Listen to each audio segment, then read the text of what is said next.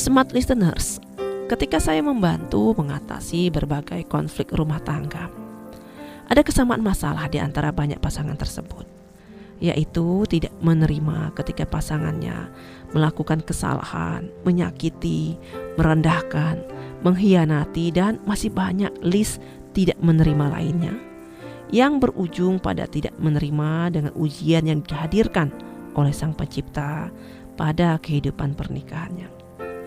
Saya pun melihat semakin sulit suami ataupun istri untuk menerima dan ridho dengan apa yang terjadi dalam kehidupan pernikahannya, membuat mereka semakin tertekan sehingga harus menjalani konseling dan terapi berkali-kali. Menurut Kübler-Ross, ketika seseorang merasa kehilangan, kecewa, sakit hati, kesedihan, maka ada 5 tahapan emosi yang dialami, yaitu mulai dari penyangkalan, marah, menawar, depresi, dan penerimaan. Jika merujuk dari teori ini, maka proses dari penyangkalan sampai ke penerimaan tentu saja memakan waktu yang tidak sebentar.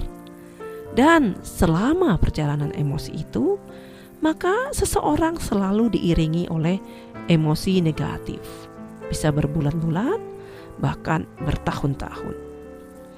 Pertanyaannya adalah, apakah tidak ada cara untuk mempercepat kondisi penerimaan tersebut?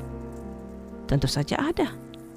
Salah satunya adalah Anda harus paham mengapa perlu segera melakukan penerimaan terhadap hal-hal menyakitkan yang sedang Anda alami. Untuk meluaskan pemahaman, maka penerimaan ini akan saya sempurnakan dengan satu kata, yaitu ridho. Smart listeners, ridho berasal dari kata rodya yarudho, yang berarti menerima suatu perkara dengan lapang dada tanpa merasa kecewa ataupun tertekan. Sementara menurut istilah, ridho adalah menerima segala kejadian yang menimpa dirinya dengan lapang dada, menghadapinya dengan tabah, tidak merasa kesal dan tidak berputus asa. Jadi, ridho meliputi hubungan 2 arah, antara manusia dengan ketentuan Allah dan Allah terhadap hambanya. Jika Allah telah ridho terhadap hambanya, maka Allah akan menambah kenikmatannya, pahala, dan ditingkatkan derajat kemuliaannya. Sementara jika seseorang telah ridho dengan ketentuan Allah, maka dia akan menerima dengan sepenuh hati semua ketentuan dan ketetapan Allah. Menerima berarti menjalankan semua perintah dan menjauhi larangannya. Menerima ketetapan dengan cara bersyukur ketika mendapatkan nikmat dan bersabar saat menghadapi musibah.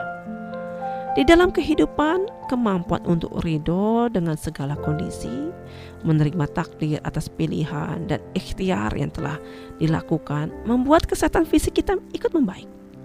Sebaliknya, jika seseorang tidak ridho dengan ketentuan dan ketetapan Allah, maka akan muncul rasa kecewa, marah, dendam, bahkan iri terhadap orang lain.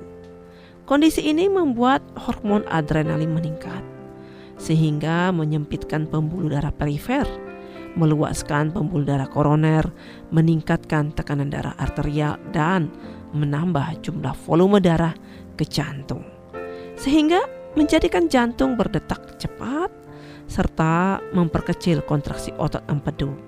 Akhirnya, resiko penyakit pembuluh darah, jantung, dan otak seperti stroke, serangan jantung, dan lain sebagainya semakin meningkat. Sikap ridho berkaitan pula dengan ikhtiar terbaik untuk mengubah nasib. Tetapi penerimaan hasil akhirnya adalah sesuatu di luar kuasa kita. Sikap terbaik yang bisa dilakukan adalah ridho, sehingga Allah pun ridho dengan kita. Smart listeners, berpuasa di bulan Ramadan dan puasa sunnah lainnya akan melatih seseorang untuk menjalankan kebiasaan baik yang mendekatkan diri kepada Allah. Ganjaran berlipat ganda untuk setiap amal kebaikan merupakan motivasi yang membangun kesadaran untuk dekat dengan Allah.